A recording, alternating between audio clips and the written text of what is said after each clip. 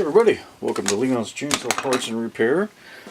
Looking at Scott's Super XL here. This saw is one that he picked up.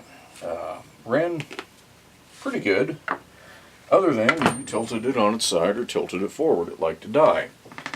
Again, 9 times out of 10 you're looking at some bad crank seals. Now when you're in there, it pays to make sure that you don't have excessive end play that shows a worn bearing. But these bearings, honestly, are pretty stout. Drive case side is a ball bearing, about that big around on the outer, outer edge. So it's got a decent amount of surface in there.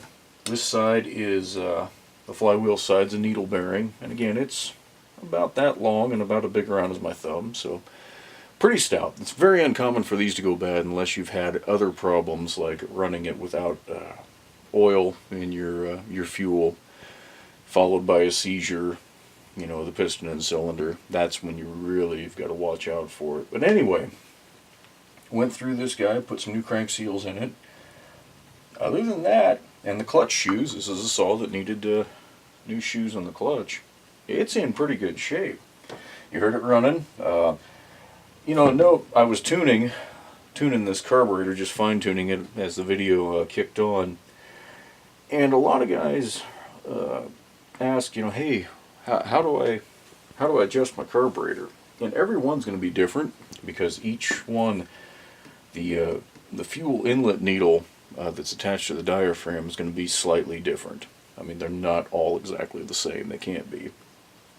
So really what you want to do with a baseline, I believe the Homelite manuals always called for the low speed screw to be open 1 turn and the high speed about 1.5 turns. And honestly, I've always done the exact opposite of that and tuned from there. But no matter what, that should get you close. That should get you in the ballpark. And if that doesn't allow your saw to start, there's still a problem somewhere. But after that, I find it easiest to tune the low speed first, and what you want to do is get your saw to idle, and then you're going to close, which means clockwise, close your low speed screw to get your maximum RPM.